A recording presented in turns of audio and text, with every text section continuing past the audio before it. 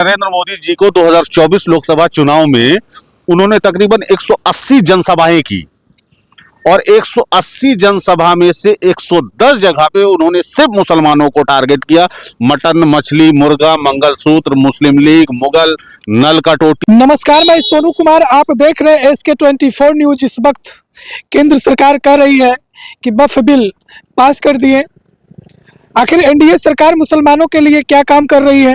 दूसरी तरफ बिहार का विपक्ष युवा नेता तेजस्वी यादव कह रहे हैं अगर हमारी सरकार बनेगी तो जो वक्फ बिल बोर्ड जो बना है उसको कूड़ा में फेंक देंगे।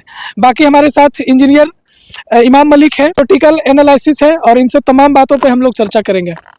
SK24 न्यूज में स्वागत है। शुक्रिया। मुसलमानों पे जो बात निकल कर आ रही है कि वक्फ बिल कानून पास कर दिया गया है, तो इसका क्या फायदा और क्या नुकसान है, विस्तारित से बताएं। 2 पॉइंट सबसे बड़ी चीज है, ठीक है।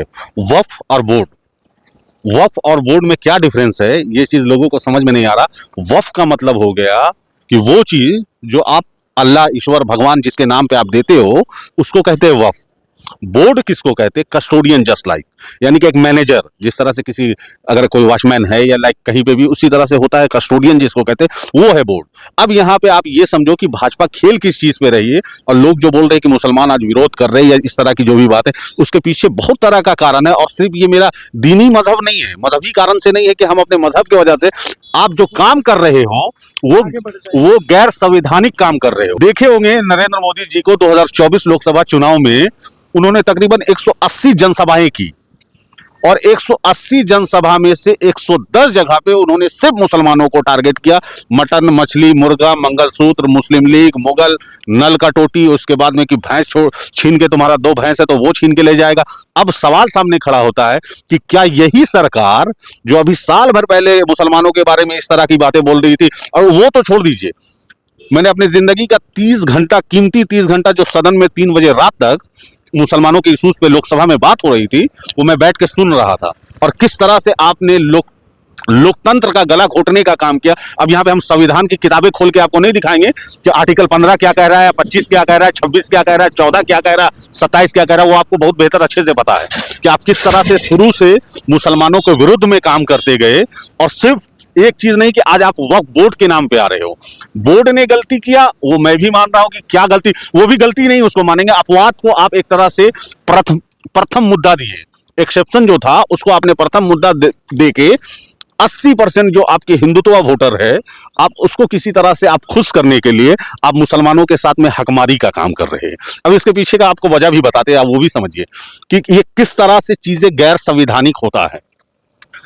कम से कम मेरे पास में 20-25 कॉलम है ऐसा जिसके ऊपर में हम बता सकते हैं कि नया जो लॉ बना है, आज तो शायद लॉ तैयार भी हो गया। ये चीज मैंने सुना कि गृह मंत्रालय से इस चीज का अप्रूवल मिल गया, तो खैर आज लॉ बन गया, लेकिन हमारा विरोध जारी रहेगा और इंशाल्लाह हम लड़ते रहेंगे इस चीज के लिए। आखिर एनडीए सरकार को मुसलमानों से इतना माने कि घिन क्यों आती है? क्यों इस तरीके का व्यवहार करते हैं मुसलमानों के साथ?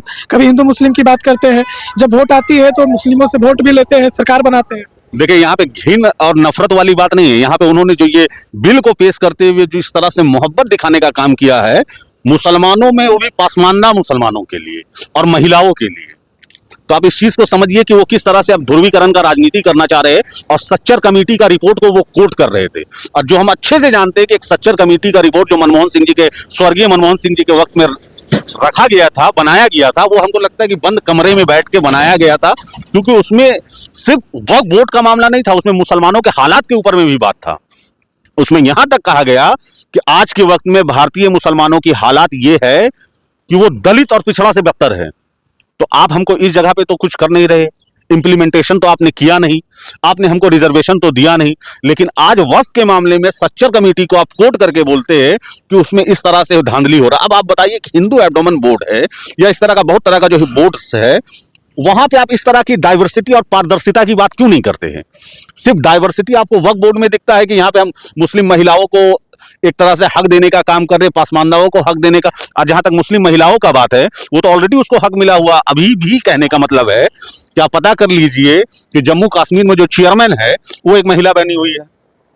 अब कानून में कितना तरह का आपने लूपहोल डाला है जो असंवैधानिक गैर कानूनी काम किए हैं, और जिसके वजह से मुसलमान विरोध करता रहेगा शांतिपूर्ण तरीके से, और जब तक होगा हम करेंगे। अभी जो वक्फ बिल वाला कानून लाया गया, अभी तो कानून ही बना है, बिहार में बहुत जगह रिजल्ट भी देखने को मिल रहा है, जमीन हड़पने का भी बात सामने आ रही है। देखिए, जहां तक जमीन हड़पने की बात अगर कहिएगा तो वही भाजपा की सरकार, वही एनडीए की सरकार है। आप जिसमें एक वीडियो उठा के देखिएगा कि सदन में शाहनवाज हुसैन जो भाजपा वाले हैं वो सदन में गिड़गिड़ा रहे और चिल्ला रहे हैं, 2011 का वीडियो है, कि हम लोगों की वक्फ की जो प्रॉपर्टी है, सरकार ने जो कब्जा करके रखा है वो हमको वापस कर दीजिए। तो आपने बिल में ये बात कहीं पे मेंशन किया नहीं किया कि जो कब्जाधारी चीज है, जो सरकार ने कब्जा करके हड़प के बैठे हुए, उसको हम वापस करवाएंगे?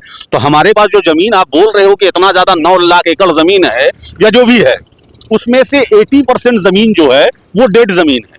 आप समझिए चीज को कि उसमें से लगभग जमीन के ऊपर में या कब्रिस्तान है या मस्जिद है या मदरसा है या खानका, इस तरह की चीजें।